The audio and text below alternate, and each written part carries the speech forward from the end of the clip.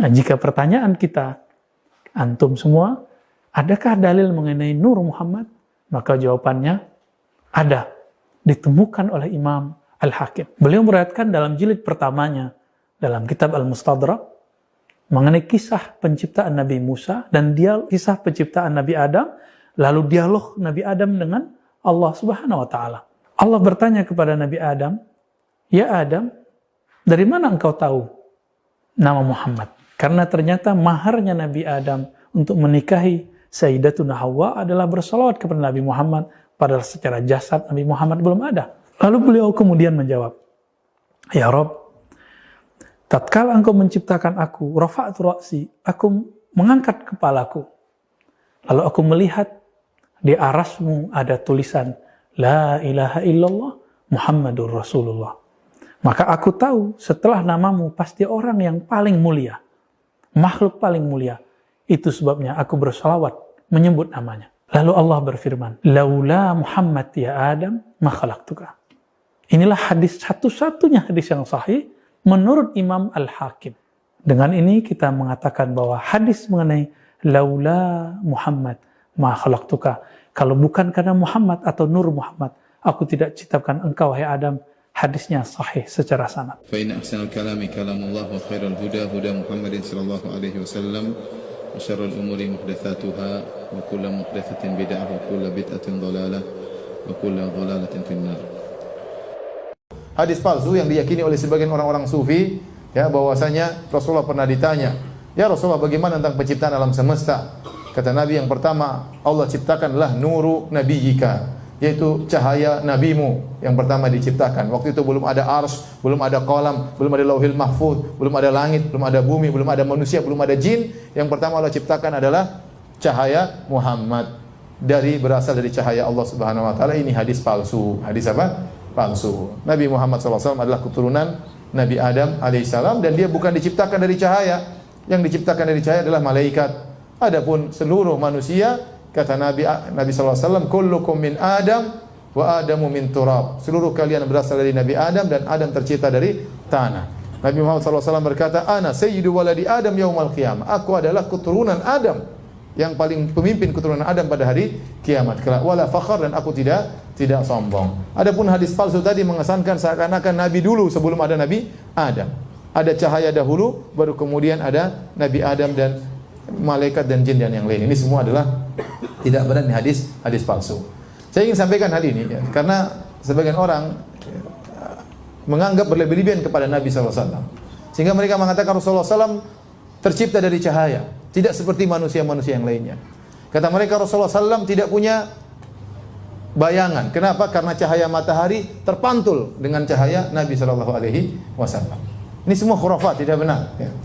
Kenapa? Seandainya Nabi SAW benar-benar badannya bercahaya, maka orang-orang kafir pasti sudah beriman ya. Ya.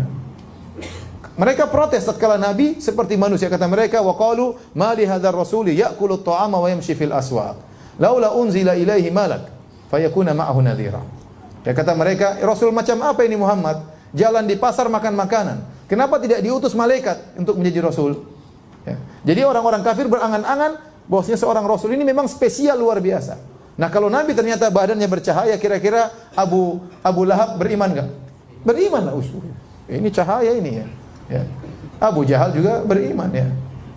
Ya. Tapi Nabi manusia biasa, makanya mereka ngejek. Ya. Kenapa kamu harus jadi Nabi? Mereka mengatakan demikian. Kenapa kamu yang harus jadi Nabi? Kok nggak ada yang lain? Kenapa kamu yang harus dipilih oleh Allah Subhanahu Wa Taala? Apa kelebihanmu? Mereka mengejek Rasulullah Sallallahu Alaihi Wasallam. Jadi Nabi Sallallahu Alaihi Wasallam memang disifati oleh Allah bercahaya, tapi bukan cahaya berarti keluar lampu dari tubuhnya. Seperti firman Allah Subhanahu Wa Taala, Ya ayuhan Nabi, inna arsalnaka syahidan wa mubasyiran wa nadhira wa da'iyan ila Allah bi'idnihi wa sirajan munira. Allah mengatakan, kami mengutus engkau wahai Rasulullah sebagai seorang Rasul yang menyuruh kepada jalan Allah, wa sirajan munira, adalah sebagai lampu yang bercahaya. Ini maksudnya adalah kiasan, bukan berarti Nabi adalah lampu yang menyala terang ya.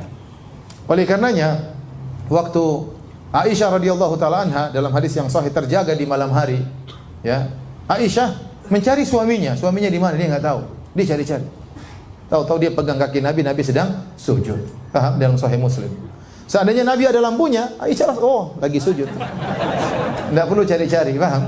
Tidak perlu cari-cari. Demikian dalam hadis yang sahih dalam Sahih Bukhari, karena rumah Aisyah kecil, cuma 4x4 kira-kira ya. Kemudian tidak ada space untuk sholat, akhirnya Nabi sholat dan Aisyah tidur di depannya persis dengan menjulurkan kedua kakinya. Kalau Nabi mau sujud, Nabi sentuh kakinya supaya kakinya dilipat. Jadi Aisyah nunggu disentuh oleh Nabi, baru kemudian Aisyah melipat kaki. Ya, karena space rumah yang sangat sempit. Aisyah berkata, wa kanatil buyutu laisa fiha masabih. Kenapa saya tunggu disentuh oleh Nabi? Kata Aisyah, karena rumah-rumah waktu itu tidak ada lampunya di malam hari, sehingga saya perlu disentuh dulu. Kalau seandainya Nabi bercahaya, Aisyah sudah tahu Nabi mau sujud, tidak perlu tunggu sentuhan. Paham? Demikian juga ya, mengatakan bahwasanya cahaya matahari kemudian mantul gara-gara kalah dengan cahaya Nabi, ini berlebihan ya. Dalam haji wada, Rasulullah SAW tatkala melempar jamarat, datang sebagian sahabat menaungan baju di atas kepala Nabi SAW. Kenapa? Karena agar Nabi tidak kepanasan. Ya, jadi kita katakan Nabi bercahaya, ilmunya bercahaya, wajahnya bercahaya, tapi bukan seperti lampu yang disangkakan oleh sebagian orang-orang berlebihan tentang Nur Muhammad. Berlebihan tentang Nur Muhammad, dan hadis tentang Nur Muhammad itu hadis palsu. Tidak boleh diyakini, karena akidah tidak boleh dibangun di atas hadis palsu. Pertanyaan pertama, apa Nur Muhammad? Saya dulu ketika belajar ya kepada ayah saya, kemudian juga kepada guru-guru di kampung, memang diberitahu ada Nur Muhammad. Dan Nur Muhammad itu asal semua kejadian, bahkan dunia ini jadi ya karena Nur Muhammad. Tapi kemudian saya membaca Al-Quran, membaca hadis, juga membimbing banyak karya ilmiah, menguji karya ilmiah.